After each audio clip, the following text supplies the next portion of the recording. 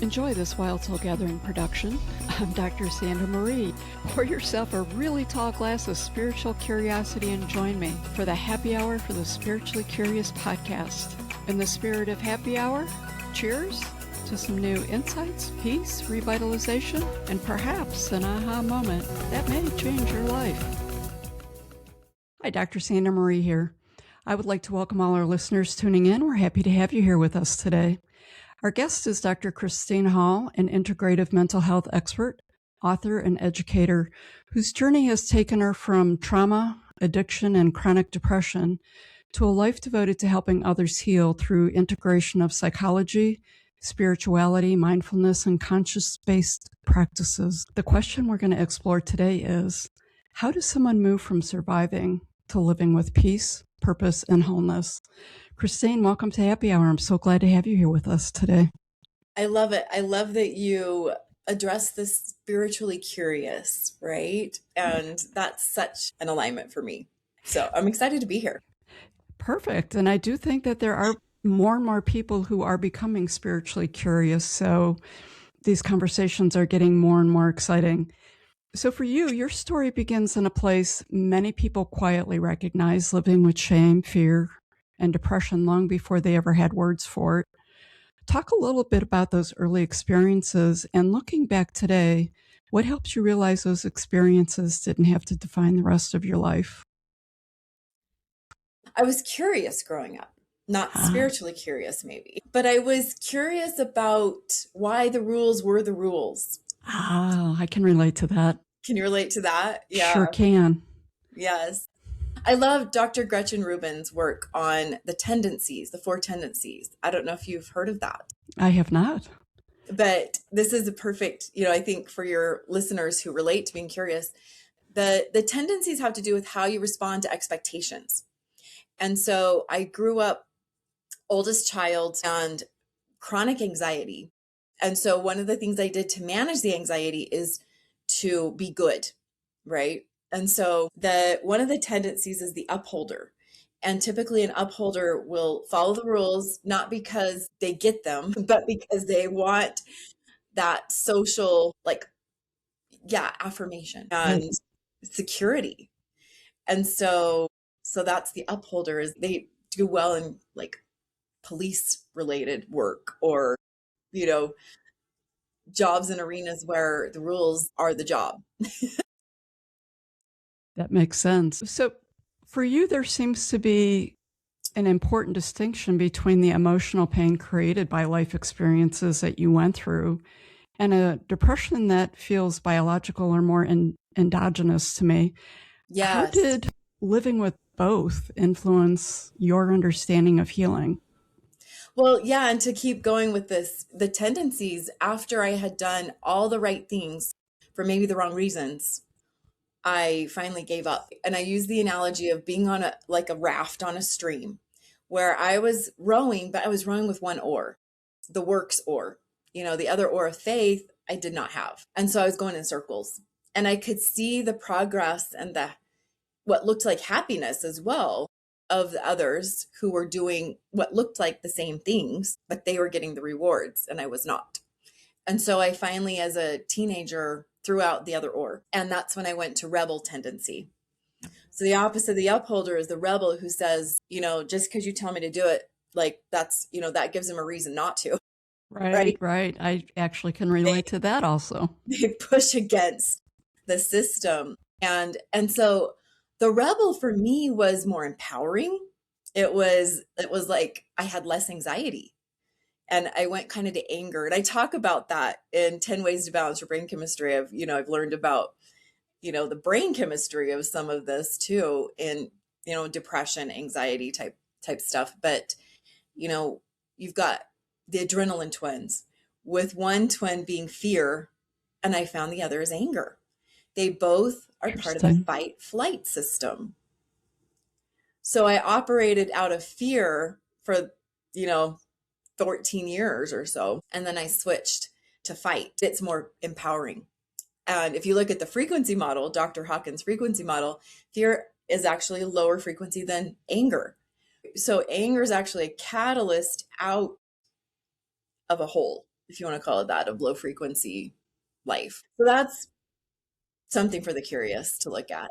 That is, and actually, I have some more questions about Dr. Hawkins' model a little Mhm. bit later. But first, I wanted to talk a little bit. You have a history of addiction that you've been very open about. Yeah.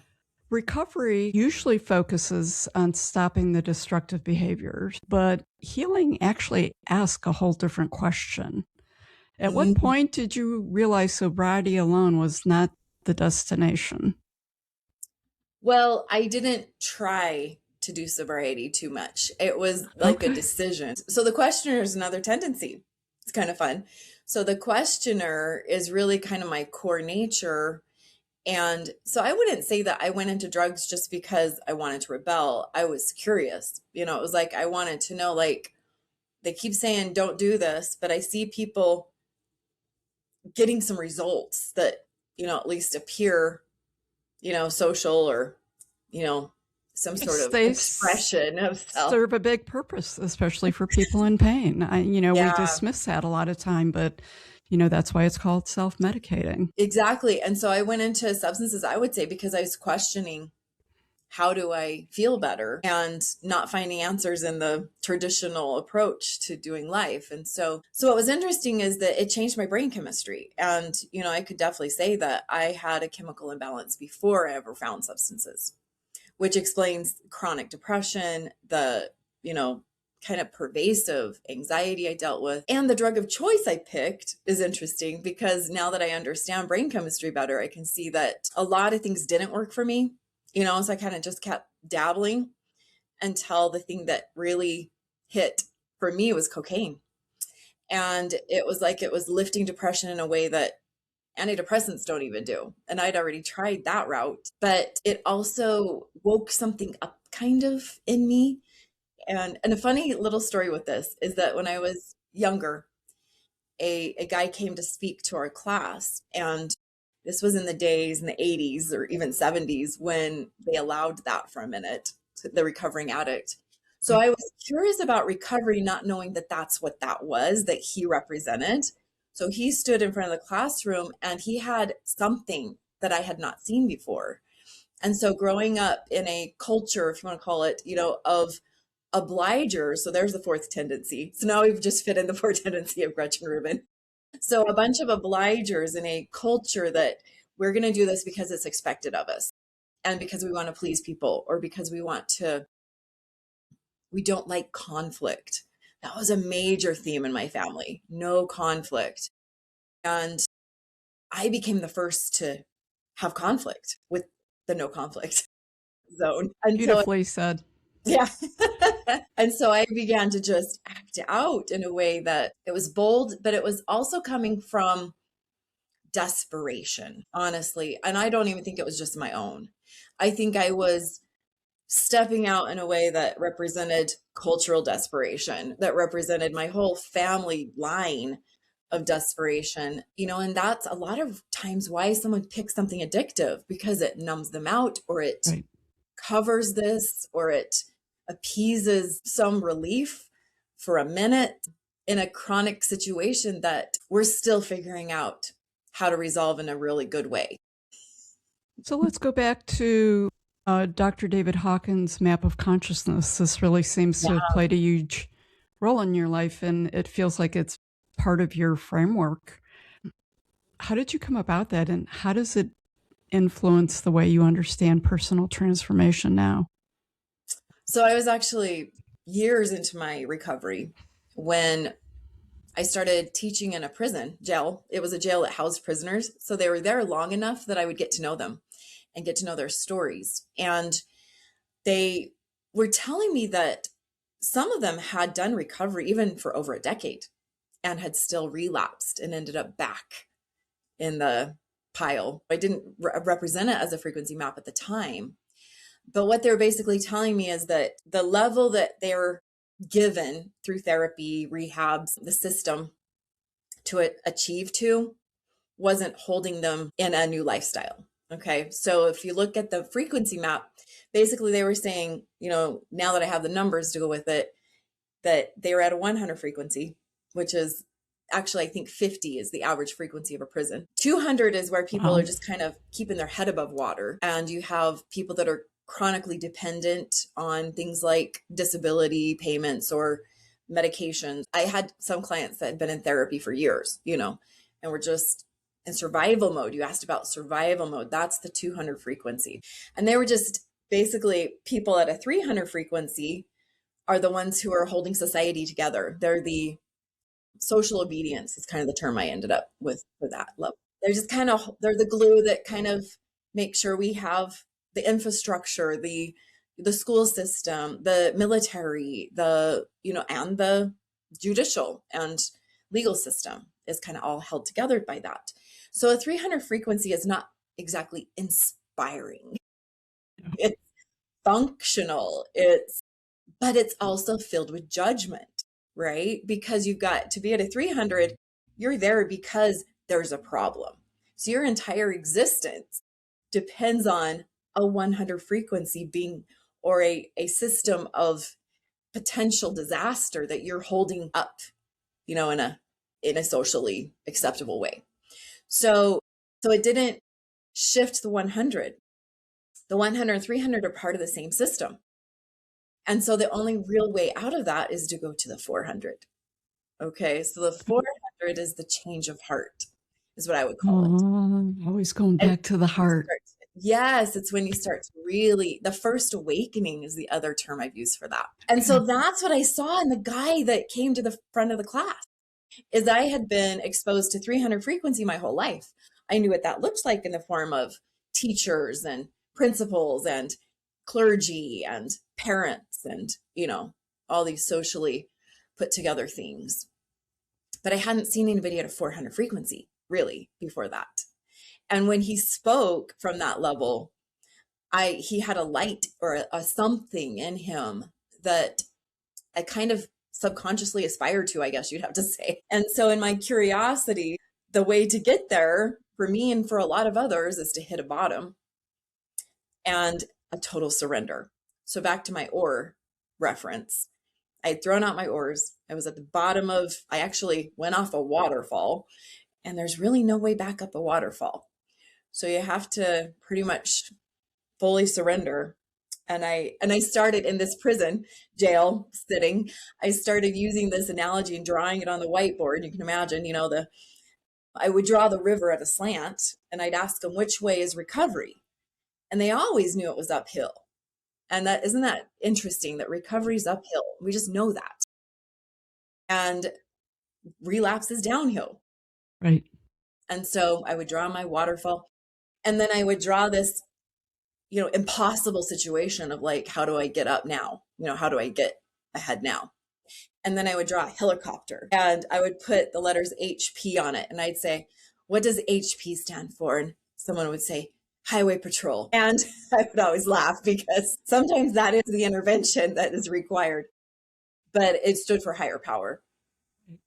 Yeah. And so in a recovery model, that's the surrender to a higher power that changes someone from the inside out, and that creates the awakening on a deeper level. Before we continue, I'd like to take a moment to share why this work matters.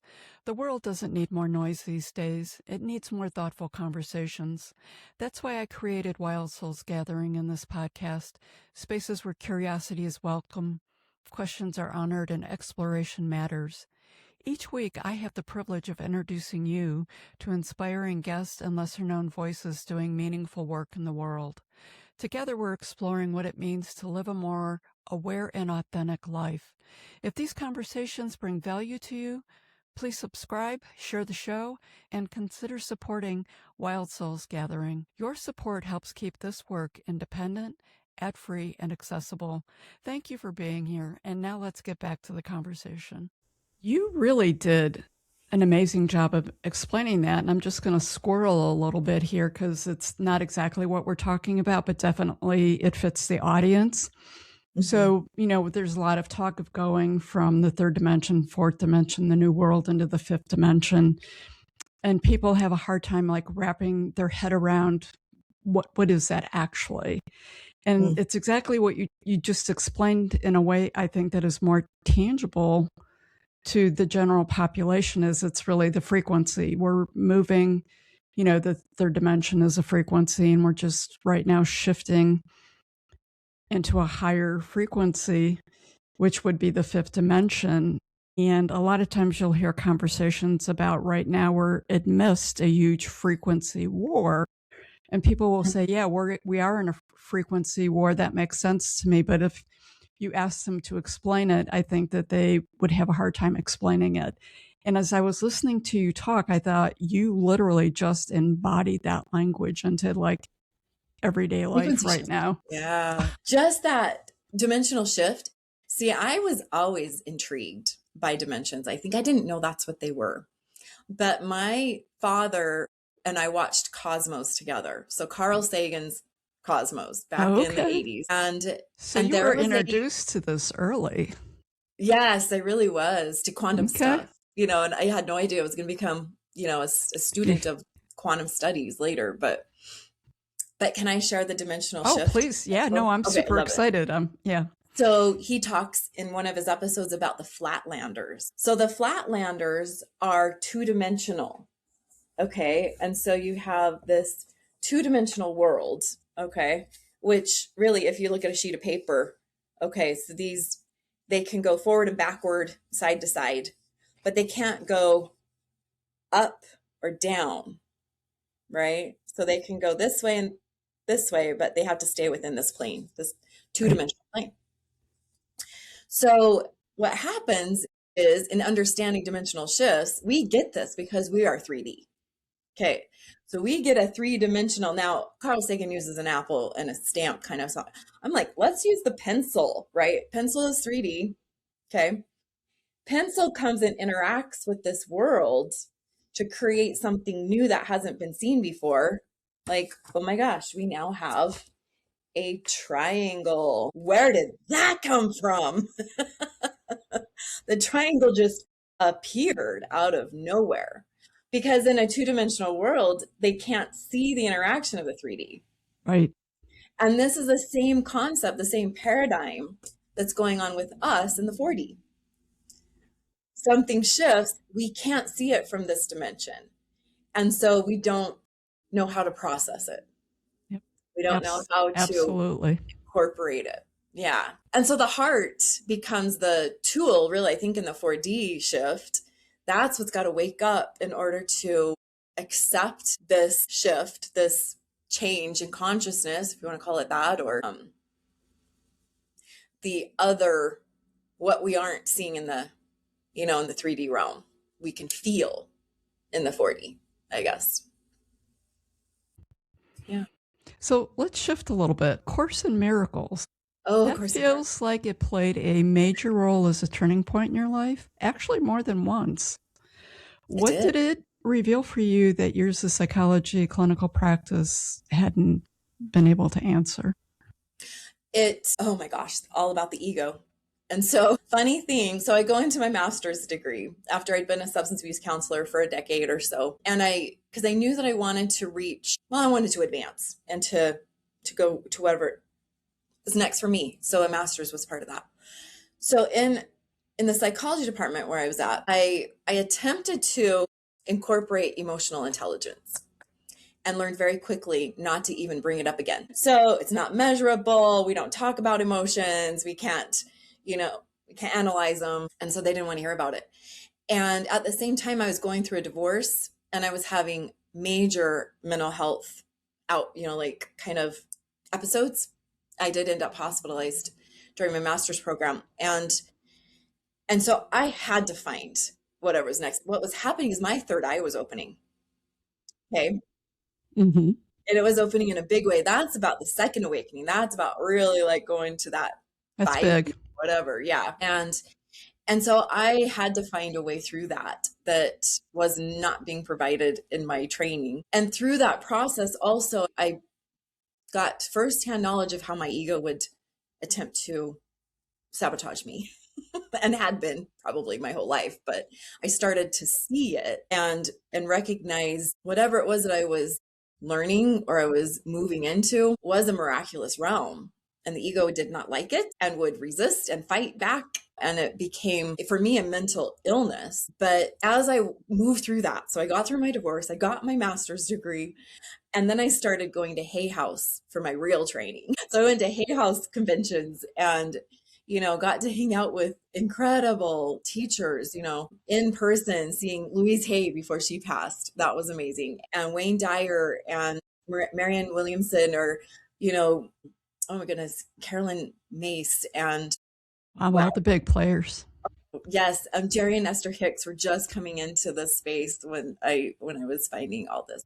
So, and back to Jerry and Esther Hicks, they were talking about channeling. I'm like, wait, this is really outside my box, but I just kind of felt into it rather than resist it. The ego will try to put the brakes on, create fear to resist change and the opening process. But so it was at that conference, I met a woman who introduced me to A Course in Miracles. I opened it up, I read some, and it started to scare me. So I was doing the workbook, and I was doing the actual, I was really doing what was said. And I started to almost feel like I was leaving my body. And my ego was like, oh, we don't want to do that, and pulled me right back in, and I set the book aside for years until a client came to me, and I was in private practice by then. And she said, she was an older woman. In fact, just a perfect parallel to, honestly, to Helen Schuckman, as an older woman in a psychology, a department of a university, who's atheist by nature,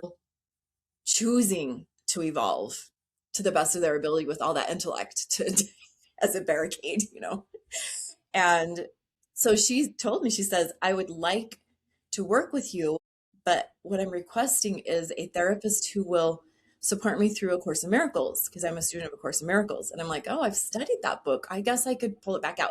But she brought me a DVD. So it was when DVDs were still around. And it was the movie, A Course in Miracles, the movie. And it had Marianne Williamson in one of the first scenes talking about how she found the book and how it solved her fear and got her on course. But it told the story of Helen Schuckman and her process of basically going through a third eye awakening, which was what allowed her to be a receiver of the course. And what it was that movie that put me in a place of absolute honoring her and her journey and security in knowing this was what she was explaining is everything I've been going through, and that the course was the way to train the mind, I guess, and calm the fear and, and provide that peace. And I've studied it ever since. Oh, I've had a number of conversations with people who it truly was the catalyst to changing everything in their lives, and even had some guests on the show who were teaching A Course in Miracles. It amazes me how much influence and change that has had for so many people. So for you, I think a big shift that you describe in your journey was recognizing, and I think this plays into what you just talked about, that you were not your thoughts, you were not your emotions, you are not your body pain. I think you were maybe doing some Eckhart Tolle work. Yes. How does someone begin making that shift from identifying with suffering to becoming the observer? Yeah, that was a big one. When, honestly, and this is kind of an interesting thing that I'm into that is pretty unique. So I started into the quantum studies as a way to progress. I'd gotten my master's. I had gone through this, really bumpy road of this third eye awakening, if you want to call it that. And I was starting to get a handle on this new world. Love the new world idea. But what I knew was there was a science to back it up to make it even stronger for me as a very science oriented. And I understood something about the 0 point field. There was something about that. In fact, I ended up writing this book on being at zero because there was so much to that for me. My greatest fear was actually black holes as a child. If you were to ask me, what was my greatest fear? It was black holes. And later, when I worked with a former Buddhist monk, it was that I would cease to exist. And so this was all kind of tied up in this, falling into nothingness and having no way out. So what I found is that I had to do that. I actually went unconscious through, some medical issues, some health related. I had very severe allergic reactions and they would knock me out. And I was out for about 3 hours once. And when I came to, I could not actually speak and I couldn't move. All I could do was just kind of like this guttural sound came out that got attention. It was 3 a.m. for my family to just get me to bed. And the next morning, it was like I was coming out of almost infancy, just gaining back my abilities little by little. And it changed me. And I'd been working with this monk up to this point, and he'd been teaching me about these principles of, well, the ego, the way through it. But what he was also teaching me was quantum principles. So this idea that there is an observer. And so the observer, and in this moment of nothingness, like there wasn't even an observer. You hear about near-death experiences where you've got this vision of you from another point of view. The self is on the ceiling looking at the body. And so we understand that from near-death experiences. But what was unique in my case is that there was the nothing. And what that led me to was just like opposition in all things to understand the all. And I just chills as I say that. Yeah. The all is that unified field. The unified field is where there is no division. And the principles, if you look at it from a spiritual context, is non-dualism. It's getting out of this good and evil parallel or paradigm or the dichotomy of good, or heaven and hell, where it's divided, and realizing that we are so whole and complete that, yes, we do have the shadow within us. We have that darkness. The story of the two wolves, if you've seen that, there's the dark wolf and light wolf. And in addiction classes, they typically teach, which one survives, the dark wolf or the light wolf. They're both, vying for your attention. And in the addiction world, they say, well, it's the one you feed. So the goal is to get the light wolf stronger. But back to the inmates in this jail, right? As I'm teaching these principles, they say, but the dark wolf continues to win. How do we do that? And that's what propelled me to find the higher frequency. And at the higher frequency is the non-duality, is that sense of, and you can't do that too soon, right? Because there's some discernment, right? That has to happen first to know, like, oh, that is the dark or that is the light. But then there's a mastery that comes that says, yes, I see you, darkness, and I hear you. In Buddhism, they talk about Mara coming for tea. Mara represents all the darkness knocking at the door. And the true wise one doesn't leave her out in the cold because Mara can get pretty vicious, right? The true wise one invites her in and just sits down and looks right in her face and says, tell me what you need from me, and I will be in control of those boundaries or that conversation, right? But to listen to the shadow and to hear the dark wolf and not ignore it.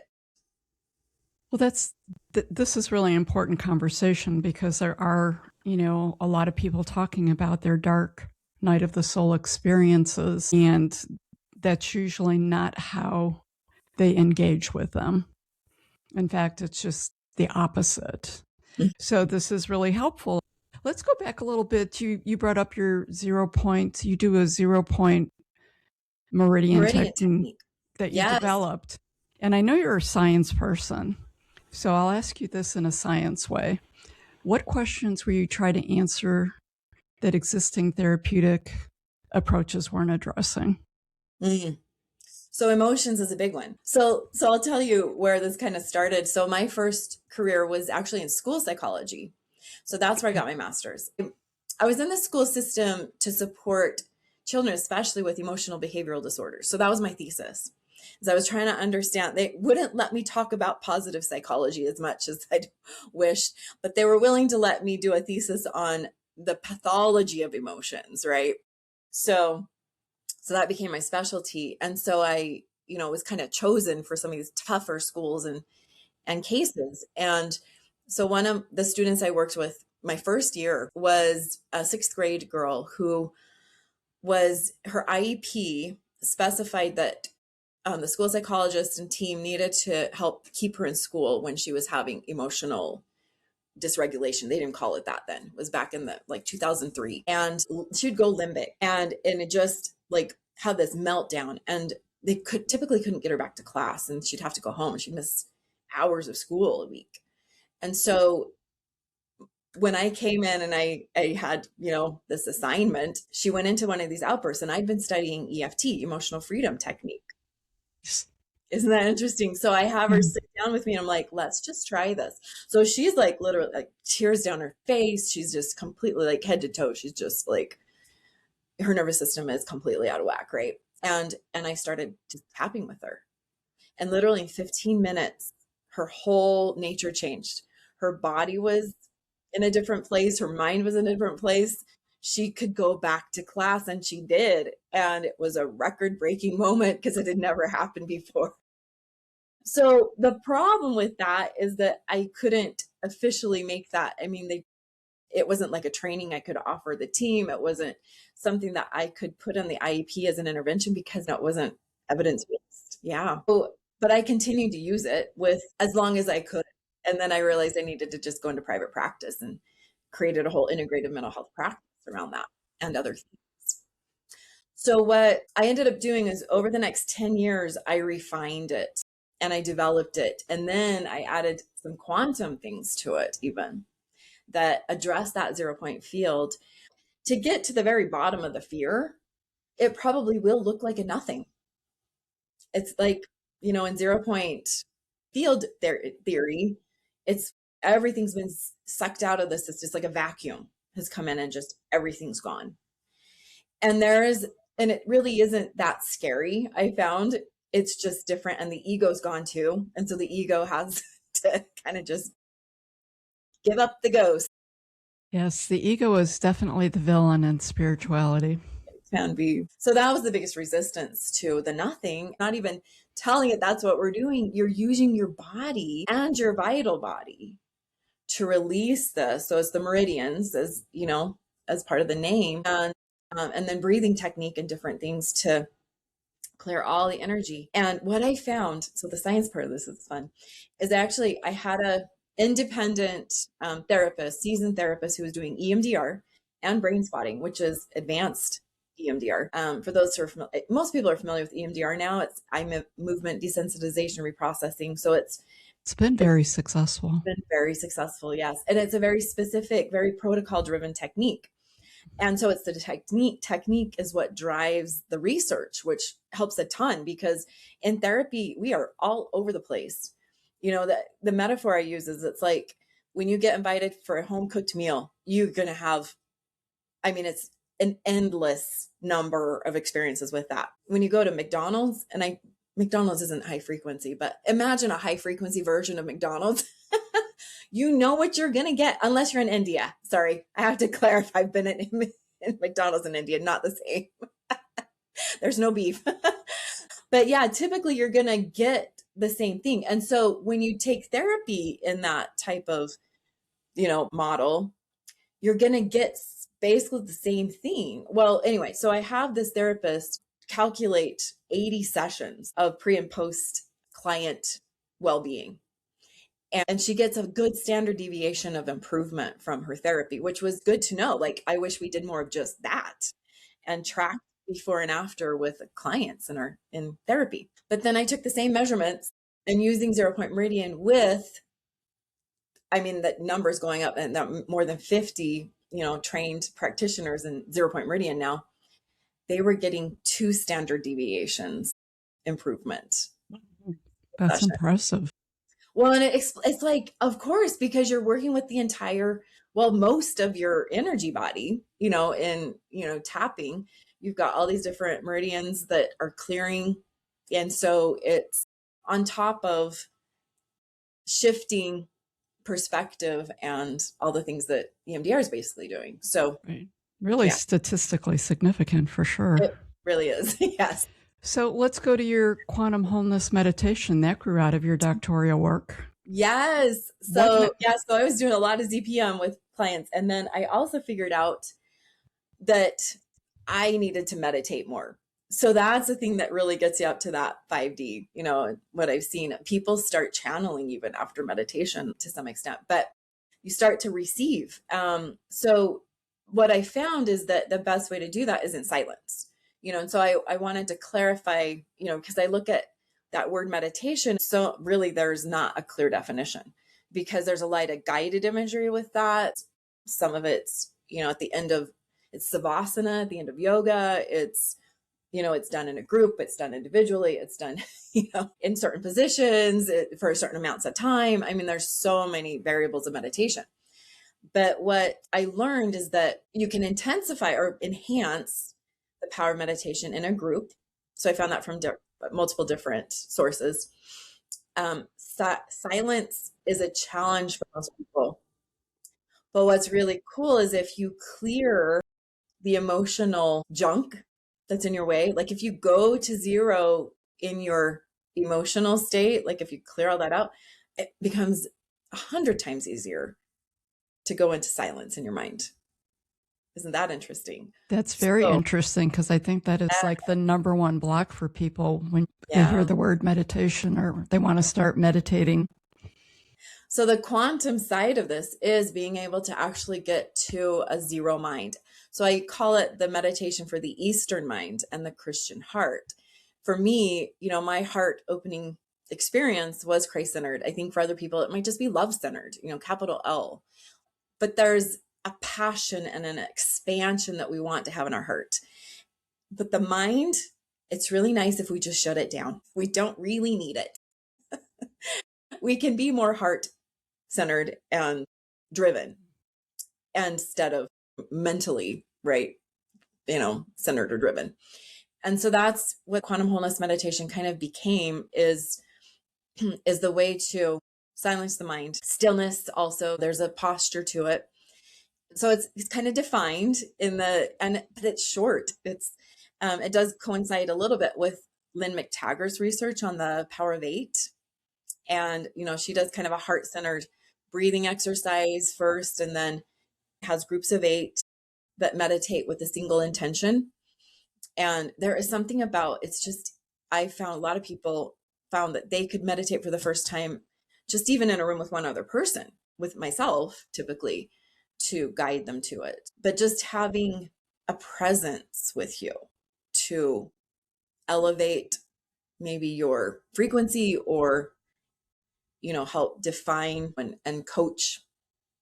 Sometimes it's intuitive that I'll speak at a moment, like, make sure to exhale, don't forget to breathe, or gather this up and let it go. These are all concepts that we just never paid attention to before, that are coming to the forefront for sure. And, it is time for the heart to drive the bus. Mm-hmm. And give the instructions to our mental mind. And I feel like we're in a transition, because the awareness of that is becoming more and more, and people like you are creating techniques and working with people to help move that forward. I do feel like over the upcoming years, the near future, we're going to see a big shift with that. But you talk about quantum. Mm-hmm. And many people are really fascinated by quantum concepts, but they aren't always sure what they mean in practical life. So I'm going to go back a little bit with you, because you do such a nice job of explaining things. What does quantum represent in the context of healing and consciousness for you? So I'm going to start with, Dr. Paul Drouin was a doctor in Canada who actually did a lot of holistic things, and he liked biofeedback technology. So biofeedback is an interesting kind of quantum based. I actually have a quantum biofeedback machine. So it is accessing what they call the non-local realm, so I can do biofeedback in metaspace, which means I can do a session on somebody who's in another state. Non-locality is that through consciousness, information is still available. So anyway, so he's doing that. He actually referred his clients to go to prayer groups in the local congregation because he knew that he couldn't heal them with medical science, that God heals. And that was the inspiration behind Quantum University. He actually was going to do a biofeedback university, and then the movie What the Bleep Do We Know came out. So definitely for those who want to understand quantum better, watch the movie. It's fun. I It's a watched it. great movie. Yeah, while I was a school psychologist, one of the teachers, a special ed teachers, like, you got to see this, you know, this stuff, you know, and it did inspire that direction for me. You know, that movie is what inspired Dr. Druin to create Quantum University instead of a biofeedback based university. And he brings in the professors from the movie. The quantum doctor, Amit Goswami, is in there. I mean, I can't really answer that question. I mean, it took me 5 years to study to get that answer. But I think when you're willing to make that shift in those dimensional, like what you referenced, those dimensional ways, this kind of thing becomes just known. It's like you just have a knowing rather than trying to analyze and make sense of it. It's that there really is, you know, this observer effect with the double slit experiment and things like that. It's like they're saying, like, there is really something going on that we don't understand, and it's happening on a level that we don't understand, but it looks like this. Well, vibration and frequency is going to change medicine as we know it. Yes. What we call modern medicine, it's going to shift it immensely, I think. Now, you touched on group meditations and Lynn McTaggart's work. So I find that group meditations are becoming more and more prevalent. What are your thoughts on how group meditations are different than when you're meditating with a shared intention compared to when you practice alone? I'm going to tell you, it's the thing that I have consistently done. We actually are celebrating 5 years of our community, 1,000,000 at 1. And we do miracles and meditation groups. We study A Course in Miracles, and then we use quantum wholeness meditation together. And they're just small groups, but we have intention centered healing, you know. And so someone in the group will say, I want to be a receiver. And it's so cool. They'll come back and tell us sometimes, like, oh my gosh, this happened or that miracle happened. And it's just, we expect it at this point. You know, it's like, you know, of course it did. But I will tell you, I have gone through things in the last 5 years that I would not be here having this conversation with you if it wasn't for those groups. Those are my mainstay. Those are the ones I may set everything aside and like go on sabbatical, but I'll still make sure the community is operating and I'm showing up for it because it works. Well, that's very significant. So for you, after decades of studying psychology, spirituality, consciousness, I mean, you've been doing this a long time. What has actually become much simpler than you once thought it was? Oh, relationships. Ah, that's a biggie. Yeah, because that whole ego thing, I share in being at 0, that I was able to get out of a marriage to an individual who, you know, is a self-admitted narcissist. And it was something that was truly miraculous that we're still friends, that I actually wouldn't call him a narcissist anymore, you know, because the healing happened on so many layers and he didn't have to be the one receiving, you know, because of the way that the quantum nature of things is, if one person shifts in a system, it's like there's a ripple, there's this wholeness, right? And interconnectedness, matrix, whatever you want to call it. And so we move together, especially if it's intentional or God, you know, designed. And then getting into another relationship that has also been a roller coaster. But I can tell you, I probably have a miracle every month that is like, I don't know how I'm going to get through this. And I do.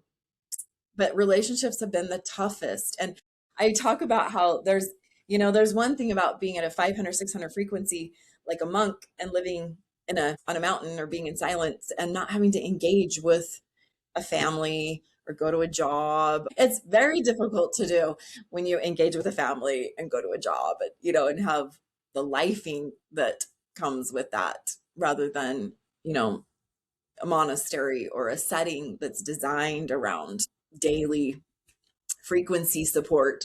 Well, you come with a lot of real life experience. If someone listening today feels overwhelmed, discouraged, or convinced that they will never have change in their life, what is just one small step that they can take towards healing? I would say I have a frequency assessment available. I'll make sure it's where people can find it. Look at your 5 life areas and figure out, I call it like the rock climber model. Like, we have these 5 life areas, including our physical health, which definitely has an impact on everything, our mental, emotional well-being, our career, finances, relationships, and spirituality. And when you know where you're at in those areas, and we talked about, the scores, are you at a 200? Are you a 300? Are you a 400? Because you're probably not at those levels on every area. So the rock climber idea is you've got a high frequency on one hand and another high frequency, and then your torso kind of represents your average, and then you've got your footholds. And so it's really important to know, like, okay, your foothold might be relationships. For me, it was. That was my toughest, hardest thing. And so to know that, you can address it, like kind of like your shadow, rather than work on the comfortable things or continuing, because you probably won't really move if you can't lift your feet, right? Correct. Yeah. So, Christine, for listeners who want to learn more about you and your work, how would they go about that, and what would it look like? So ChristineHull.com. And if you're listening, the spelling is ChristineHull.com. And yeah, there's some fun things. I just redid my website. So I have a whole page of freebies, and we'll make sure that the frequency assessment's on there if you want to check out your scores and see where you're at. And there's some books, so Being at Zero is an interesting one. And the gratitude book is good if you're stuck. I did a little journal, The Gift of Gratitude, where that will get you unstuck. It did for me. Yeah, gratitude's a higher frequency for sure. So I have one last question as we're winding down. What is the most important thing we didn't talk about today? The most important thing we didn't talk about. So I think it is important to notice brain chemistry. Well, I would say part of what got me where I needed to get was to address that. Obviously, drugs were not an answer. That's low frequency. So finding a higher frequency way to impact your brain chemistry or your physical body, because we are living in this 3D thing, and paying attention to it and addressing it where it's at, even, if it's stuck. Like, get the body into a higher frequency, and it can help a ton of things, for sure. Christine, thank you so much for sharing your story so openly and reminding us that healing isn't actually a single moment, but a lifelong journey of awareness, courage, and practice. I really appreciate the work that you're doing to bridge the psychology, spirituality, and consciousness. They always seem to get bucket off in their own worlds, but the best outcome is going to be combining them all. Thank you.